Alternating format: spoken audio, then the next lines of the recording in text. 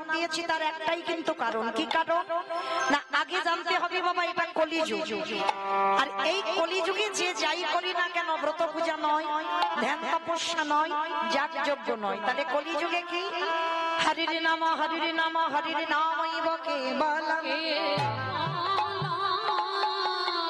কলকো নাস্তে বা নাস্তে বা নাস্তে বা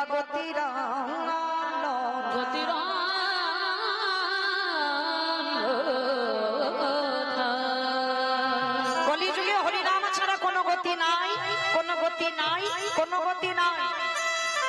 তো মাইরা আপনারা প্রশ্ন করবেন, মৌমিতা ও সব কীর্তনিয়ারা আসে আর ওইটা বলে আর ঘরে যায়, তাহলে হরিনাম করো, হরিনাম শোনো, হরিনাম দেখতে যাও, ওটাই ভব পারাপারের সম্বল। কিন্তু না, কীর্তনিয়ারা বলবে আর আপনারা শুনে ঘরেতে চলে যাবেন, হবে না, একটু অনুভব করতে হবে। কীর্তন মানে অনুভব। যদি বিচার করতে না পেরেছো, তাহলে কীর্তন গাওয়া বা কীর্তন শোনা দুটোই বৃথা হয়ে যাবে। এই যে কীর্তনিয়ারা আমরা বলছি বাবা হরিনাম করো, হরিনাম শোনো, ভগবানের নাম করো, ও ছাড়া গতি নাই। আচ্ছা মায়েরা, ভালো করে একটু বাস্তবের সঙ্গে মিলিয়ে দেখেন তো, সত্যি কি হরিনাম ছাড়া গতি আছে? গতি যদি থাকতো বাবা, যে যত ধনী হোক না কেন, যার যত টাকা থাকুক না কেন, যার যত অর্থ থাকুক না কেন, কেউ যদি সারা জীবনটা দিল্লি বম্বে কাটিয়ে দেয়, কেউ যদি সোনার পালঙ্কেও ঘুমায়, একটা কথা মাথায় রেখে দিও, শেষের দিনে তোমার আপনেরা কেউ নয়। যারা গীতা ভাগবত পড়ে, এইটা একটু মাথায় রেখে কীর্তন শুনতে হবে। পৃথিবীতে কেউ তোমার নয়, সব অভিনয় করতে এসেছো। আর পৃথিবীতে যা যা কিছু দেখছে সব অনিত্য বস্তু, কোনোটা নিত্য বস্তু নয়। নিত্য বস্তু যদি থাকতে হয়, সেটা হলো আমার গৌর গোবিন্দের রাতুল চরণ। নিতাই গৌর প্রেমানন্দে হরি বল। কারণ যতই মাগো আমরা বলি না কেন, ছেলে আমারে, মেয়ে আমারে, জায়গায় আমারে, জমি আমারে, বিষয় আমারে, বৈভব আমার, যতই আমারে আমারে করি না কেন, একেবারে যদি বাঁশি বেজে যায়, পড়ে থাকবে সরকারি খামা, এসেছো একা তুমি যাবে একা। কি গো, সঙ্গে যাবে তোমার কর্মটুকু, মানে কত ভালো কর্ম করেছো, কতদিন ভাগবত আশ্রয়ে গেছো, কতদিন হরিবাসরে বসেছো, কতদিন ভগবানের চরণে তুলসী দিয়েছো, কতবার একাদশী করেছো, কতবার সাধু সঙ্গ করেছো, কতবার বৈষ্ণব চরণ ধরেছো, এইটুকু তোমার সঙ্গে যাবে, আর কিছু যাবে না। তবে একটা গ্যারান্টি দিতে পারি মা, আর একজন তোমার সঙ্গী হবে। কে জানো? এই আপনাদের এলাকায় নিয়ম তো আছে, আমি আমার খুব একটা দূরের মানুষ না, ওই ডায়মন্ড হারবার কাছাকাছি মানুষ। তাহলে আমার এই 24 পরগনা একটা নিয়ম আছে, সে গরিব হোক আর বড় লোক হোক, মানুষ মরে গেলে কিছু দাও বা না দাও, দুটো জিনিস তোমাকে ভাড়া করতে হবে, তাই না? একটা খোল আর একটা করতা, আর পিছনে বাজাবে না বলো হরি বলো হরি। আচ্ছা মাইরা, এই জায়গাটা একটু ভাবি, ঠাকুর বিসর্জন করতে যাচ্ছি, বড় বড় ডিজে বক্স বাজছে না, ডিজে বক্স বাজিয়ে যাচ্ছে নাচানাচি করতে করতে, তাহলে সেটাও প্রতিমা, সেটাও মা, তাকে বিসর্জনে যাচ্ছ নাচানাচি করে ডিজে বাজাতে বাজাতে। আর আমাদের দেহটা যেদিন বিসর্জন হবে, সেদিন একটা ডিজে বক্স বাজালে কি হতো? কি হতো? তাহলে হচ্ছে না কেন? এই জায়গায় চৈতন্য মহাপ্রভু শিক্ষা দিলেন, শেষের দিনে তাকিয়ে দেয়, কেউ তো আপন হলো না, একজন তো সঙ্গে যাচ্ছে, কে? এই হরি নামে যাবে আমাদের পছা দেখো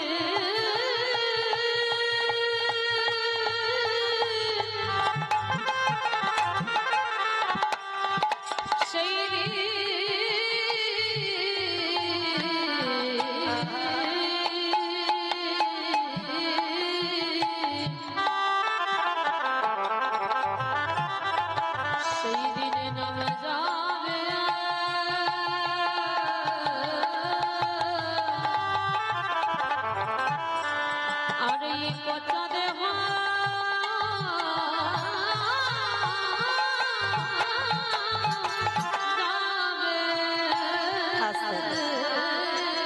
তোমাইরা চলেন আজকের কীর্তনের প্রারম্ভে আমরা সবাই যাব কিছুক্ষণের জন্য শ্রীরাম নদিয়া নবদ্বীপ ধাম।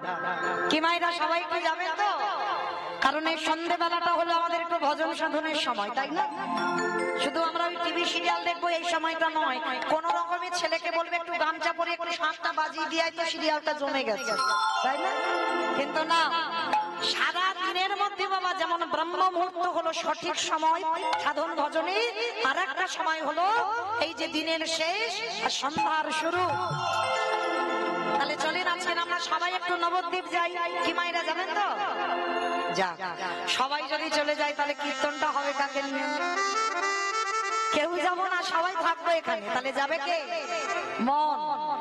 কারণ এক্ষুনি বাবা আমি কি যতই হবি না কেন কীর্তনী, আমি কি কারোর হাত ধরে নিয়ে যেতে পারবো নবদ্বীপ? পারবো না। কেন পারবো না? এক্ষুনি তোমার স্বামীর কাছ থেকে অর্ডারটা নিতে হবে। ছেলে বৌমাকে বলতে হবে হ্যাঁ গো খোকা আমি যাবো, বৌমাকে বলতে হবে হ্যাঁ গো বৌমা আমি যাবো, স্বামীর অনুমতি নিতে হবে, তবে তুমি নবদ্বীপ যেতে পারবে। কিন্তু মন কি গো, এক্ষুনি গিয়ে বলতে হবে? মন কি বলবে হ্যাঁ গো আমি একটু সন্ধ্যেবেলায় নবদ্বীপে যাবো? হ্যাঁ, একবারও কিন্তু বলবে না যে আমি একবার বাঁকে বিহারীর চরণ থেকে একবার ঘুরে আসি। কিন্তু মন স্বাধীন, এ দেহের সঙ্গে মনের কোনো সম্পর্ক নাই। তোমার স্বামী ছেলে বৌমা হাত বেঁধে রাখবে, পা বেঁধে রাখবে সংসারেতে, কিন্তু তোমার মন বাঁধবার অধিকার কারণ না, ও স্বাধীন। তাহলে চলো একবার মনটাকে নিয়ে যাই সুরধনী গঙ্গার তীরে, আর গঙ্গার তীরে গিয়ে দেখবো ব্রজেন্দ্র নন্দন কৃষ্ণ কলিকালে হয়েছে শ্রীকৃষ্ণ চৈতন্য। সত্যতে নারায়ণ, ত্রেতাতে রামচন্দ্র, দাপরে কৃষ্ণ, কলিতে হলেন শ্রীকৃষ্ণ চৈতন্য। তো যেদিন আমার প্রভু এসেছিল নদিয়ার অবস্থাটা কেমন ছিল জানো? আজ নদী গা উদয় গিটি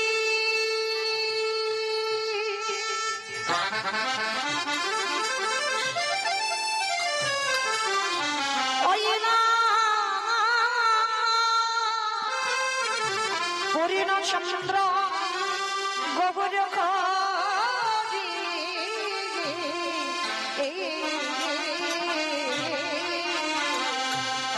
ওই নদিয়া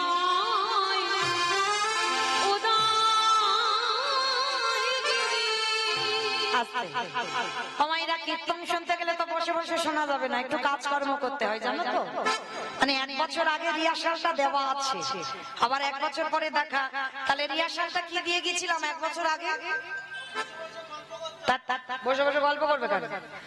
শঙ্করধ্বনি, উলুধ্বনি, আর যাদের যাদের হাত এসেছে, যাদের হাত নাই বলবো না, সবার হাত আছে তো? কই একবার দেখাও তো দেখি।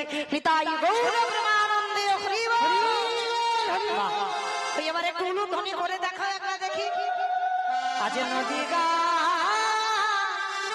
উদয় গিটি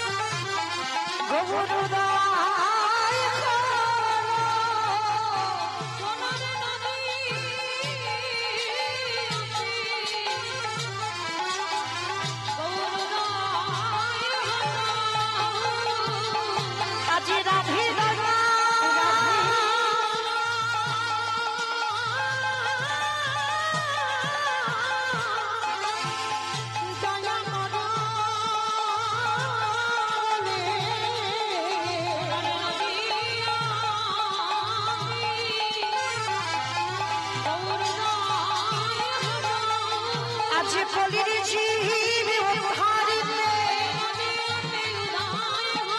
আজ রাধে দয়া প্রধান আজ ভুলাই কথা গড়ি মুখে হরি হরি হরি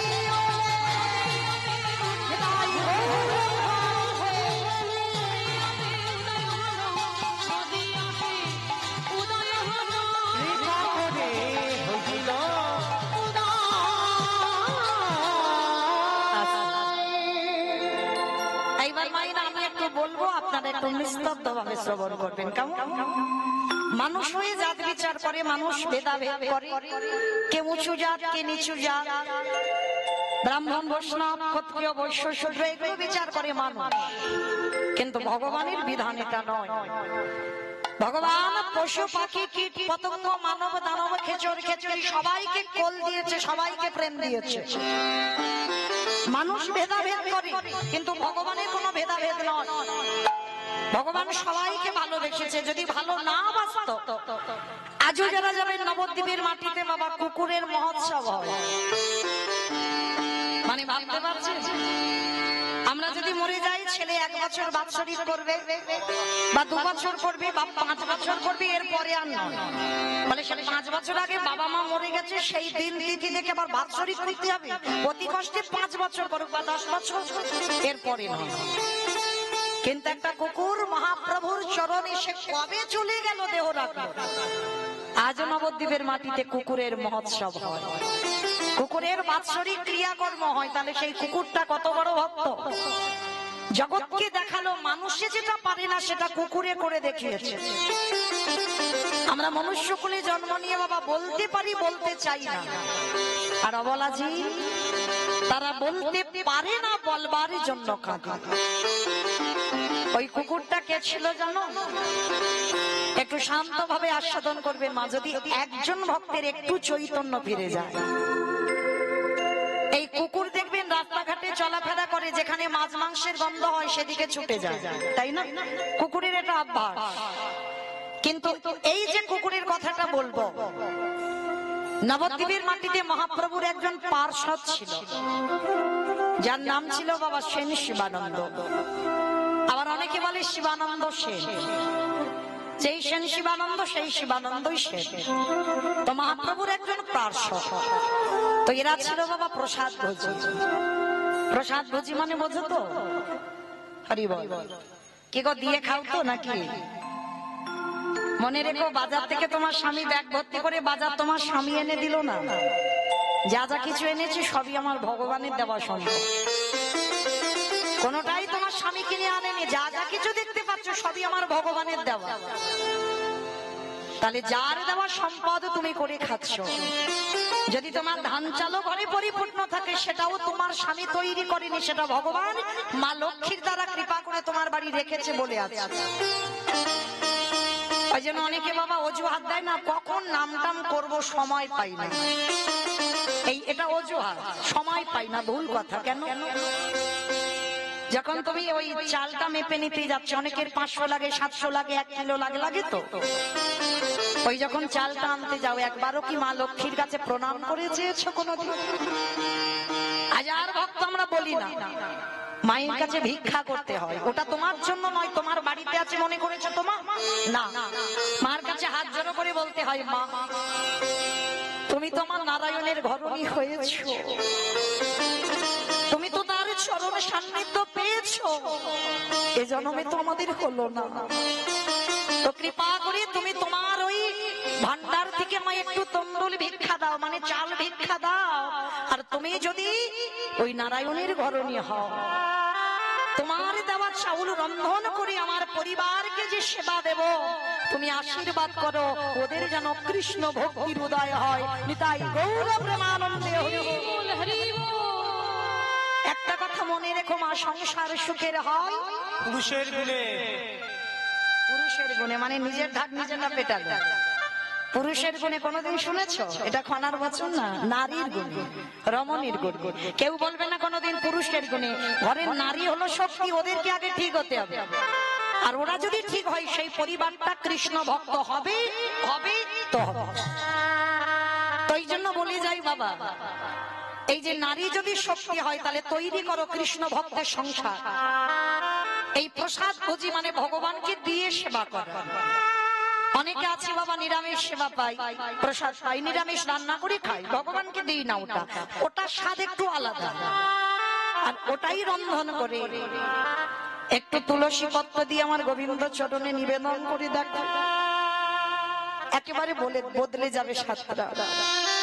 মানে একই রান্না, একটা তুলসী পত্র দিয়ে ভগবানকে একটু দেবে, ওটা একই রান্না, ওটা স্বাদ আলাদা। আর যেটা তুমি ওই কড়া থেকে তুলে নিয়ে তুমি একেবারে আস্বাদন করবে, ওর স্বাদটা আলাদা। তো শিবানন্দ এরা ছিল প্রসাদ ভোজী। আর দেখবেন বাবা, যারা প্রসাদ ভোজী হয় তাদের বাড়িতে যদি ভগবানের জন্য রন্ধন হয় না, তুমি রাস্তা দিয়ে গেলেও বুঝতে পেরে যাবে এ বাড়িতে ভগবানের জন্য রন্ধন হয়। যেমন বাবা, যে বাড়িতে মাছ মাংস হয় রাস্তা দিয়ে গেলে বোঝা যায় না যে এই বাড়িতে পেঁয়াজ রসুন ঠিক হচ্ছে, একটা গন্ধ। ঠিক ঠিক প্রসাদও যাদের বাড়িতে হয় ওই প্রসাদের একটা সুবাস থাকে। তো শিবানন্দ এরা ছিল প্রসাদ ভোজী। প্রতিদিন মধ্যাহ্নকালে বাবা ওদের বাড়িতে ভক্তরা আসতো ওই একটু করে প্রসাদ পাবার জন্য।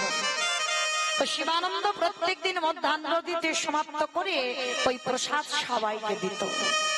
তো হঠাৎ বাবা আজকে রাস্তা দিয়ে একটা কুকুর যাচ্ছে, আর কুকুরটা যেতে যেতে ওই কুকুরের তো বাবা সব থেকে ঘ্রাণ শক্তি বেশি, তাই না? যত জগতে পশু পাখি আছে কুকুরের মতো ঘ্রাণ শক্তি আর কারণ নাই, যার জন্য কুকুরকে চাকরি দেওয়া হয়েছে। কোন পশু পাখিকে চাকরি নয়, কিন্তু কুকুরের চাকরি করছে চোর ডাকাতকে ধরবার জন্য, ওর ঘ্রাণ শক্তির জন্য। তো রাস্তা দিয়ে যাচ্ছি আর ওই প্রসাদের সুবাস কুকুরটার নাকে এসেছে। আর যেই না নাকে প্রবেশ করেছে, কুকুরটা মনে মনে ভাবলো, যাক মনে হচ্ছে ওদের বাড়িতে কিছু একটা রন্ধন হয়েছে, যাই একবার দেখি তো গিয়ে। তা কুকুরটা গিয়ে বাবা একাধারে চুপটি করে বসে আছে, কোনো ডাকাডাকি নয়, কোনো আওয়াজও নয়। সময়রা কুকুর গেলে তো কত আওয়াজ করে, কত ডাকাডাকি করে, কত কামড়া কামড়ি করবে, তাই না? আচ্ছা বলো তোমায়, এই যে এতজন ভক্ত বসে আছো, যদি সবাইকে প্রসাদ দেওয়া হয়, যদি একাধারে একটা কুকুর চুপটি করে বসে থাকে, কেউ দিতে রাজি হবো বাবা সেই কুকুরটাকে একটু প্রসাদ? তেমন হৃদয়বান মানুষ খুব কম, তবে আছে, নেই বলা ভুল, তবে আছে। দেখবেন অনেকে পশু পাখিকেও খুব ভালোবাসে, মানে মানুষকে যত না ভালোবাসে কিন্তু এই পশু পাখিকে খুব ভালোবাসে। তো একাধারে কুকুরটা চুপটি করে বসে আছে, আর শিবানন্দ সবাইকে প্রসাদ দিয়েছে, সবাই প্রসাদ পেয়েছে, আর কুকুরটা বসে বসে খাচ্ছে। গৌর, তোমাকে দেখবার জন্য আমার নয়ন দিয়েছো, তোমার হরিনাম শুনবার জন্য আমার দুটো কান দিয়েছো, তোমার ধামে যাব তার জন্য দুটো নয় আমার চারটে পা দিয়েছো।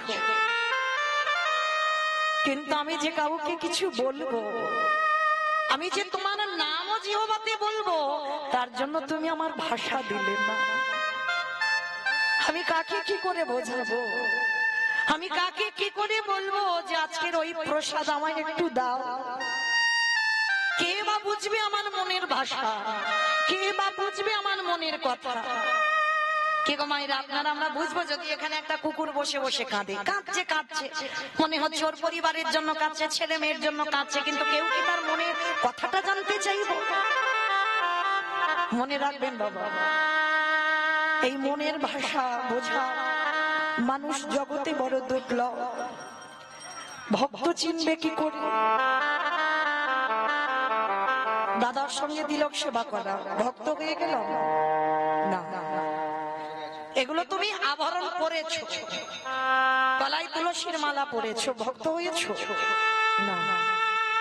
শিখা রেখেছো, গেরুয়া বসন করেছো, নিরামিষ সেবা করছো, প্রসাদ ভোজি, ভক্ত হয়েছো না। তাহলে ভক্ত চিনবে কি করে? ভক্তের নয়নের দিকে তাকাতে হবে। একবার ভক্তের নয়নের দিকে তাকালে, একবার কৃষ্ণ নামে যার নয়নে বাড়ি ধরে, কৃষ্ণ নাম বলার সঙ্গে সঙ্গে যার হৃদয়টা দুলে যায়, অনুভব করবেন বাবা কিঞ্চিত ভক্ত হবার যোগ্যতা অর্জন করেছ। একবার কৃষ্ণ নামে যদি তোমার নয়নে বাড়ি বিগলিত হয়, তো কুকুরটা কাঁদছে, শিবানন্দ ছুটে গেছে, সবার প্রসাদ দেওয়া হয়ে গেছে, কুকুরটার কাছে গিয়ে ডাকছে, কিরে এইরকম করে বসে বসে কাঁদছিস কেন? তোর কি শরীরটা খারাপ হয়েছে? তোর কি কিছু হয়েছে? আমায় বল, কি হয়েছে তোর, আমায় বল। এগো কুকুরে কি কথা বলতে পারে? পারছে না, কিছু বোঝাতে চাইছে কিন্তু বোঝাতে পারছে না। কুকুরের দুটো পা শিবানন্দের গলার উপরে তুলে দিয়েছে, যেন অবলা জীব বাবা বোঝাতে চাইছে তোমাদের ওই প্রভুর প্রসাদই আমার একটু দাও। তা ভক্ত তো, আর এক ভক্তের মনের ভাষা বুঝতে পেরেছি। শিবানন্দ কুকুরটাকে নিয়ে বলছে, কিরে আমি বুঝেছি, আমি বুঝেছি তোর মনের কথা, তার মানে তুই আমার একটু এই ভগবানের প্রসাদই পেতে চাস, তাই তো? আরো বাবা কুকুরটা গলা জড়িয়ে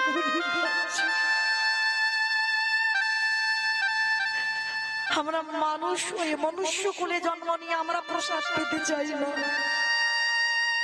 একটা অবলা জীব সে প্রসাদ পাওয়ার জন্য কাঁদছে। ঠিক আছে দাদা, আজকে তো বেশি প্রসাদ নেই, আমার ভাগে যতটুকু আছে আজকে আমি তোকেই দেব। তো কুকুরটাকে বসিয়ে কলা পাতাই করে প্রসাদ দিয়েছি, আনন্দে কুকুরটা সেবা করেছি। শিবানন্দকে যেন চরণ দুটো জড়িয়ে ধরে প্রণাম করতে চাইছি। অন্তত একজন আমার মনের কথাটা বুঝেছে। কুকুরটা চলে গেল।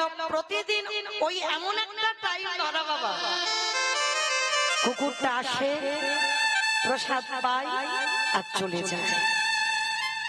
যে বাড়িতে মাছ মাংস হয় কোনোদিন কুকুরটা যায় না। ওই কুকুরটার একটাই লোক, ভগবানের প্রসাদ পাবো, ভগবানের প্রসাদ পেতে চাই। দেখতে দেখতে বেশ কিছুদিন হয়ে গেল বাবা, আর আজকের দিনে হয়েছে একাদশী তিথি।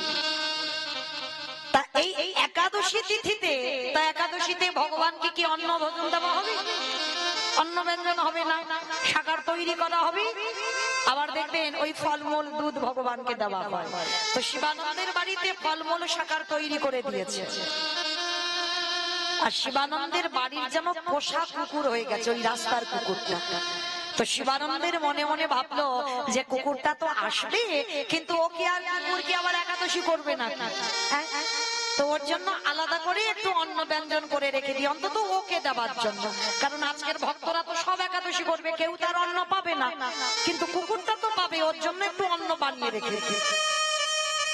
আগেকার দিনে বাবা স্টিল অ্যালুমিনিয়াম নয়, মাটির হাঁড়িতে একটু অন্ন বানিয়েছে কুকুরটার জন্য আলাদা করে, ওটা প্রসাদী নয়। তা কুকুরটা বসে কাঁদছে, প্রভু আজকের একাদশী তিথি, না জানি আজকের আমার ভাগ্যে কি জুটবে।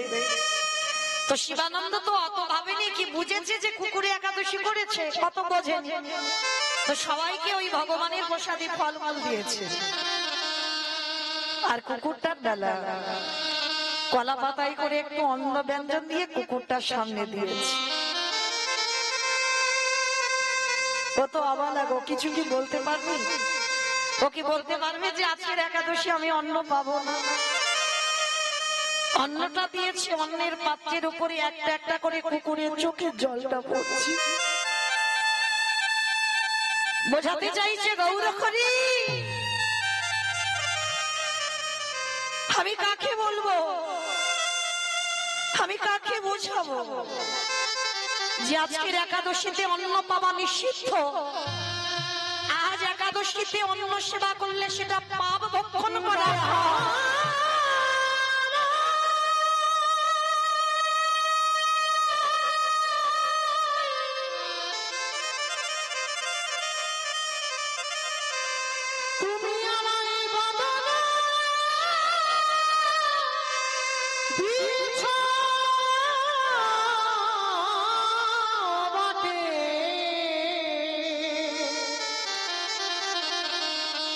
কিছু বলার মতো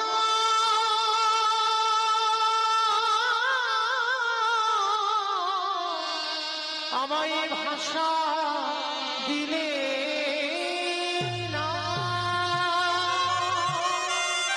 উত্তর দাও। আমার কে বুঝবে আমার আজকের মনের কথা? তবে শোনো প্রভু, আজ যদি আমি সারাদিনে কিছু নাও পাই, কিন্তু আজকের আমি অন্যকে আমি মুখ দেব না। কে গো মাইরা? যেটা কুকুরে বুঝলো, পশুকুলে জন্ম সে বুঝলো, আর আমরা এই যে দুর্লভ মানব জন্ম পেয়ে আমরা বুঝলাম না, আমরা পতিত হয়ে পড়ে রইলাম। কত ভক্তরা বাবা এখনো একাদশীতে অন্ন সেবা করে, মানতে চাই না, আমরা এগুলা বিশ্বাস করি না। অনেক মানুষ আছে শাস্ত্র বিশ্বাস করে না, ধর্ম মানে না, কিন্তু মনে রেখো বাবা, ভগবান তার জন্য বিধান ঠিক করে রেখেছে।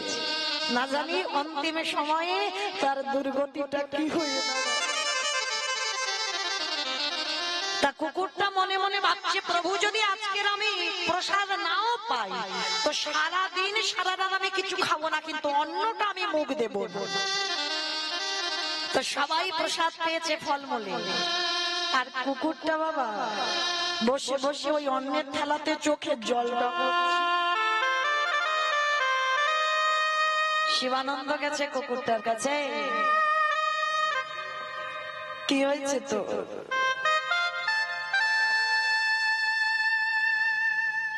কাঁদছিস কেন? আমায় বল, তুই কি এই প্রসাদ পাবি না, নাকি তোর শরীরে কোনো কষ্ট জ্বালা যন্ত্রণা? তুই আমায় বল, আমি তো তোকে কোনোদিন এত কাঁদতে দেখি না।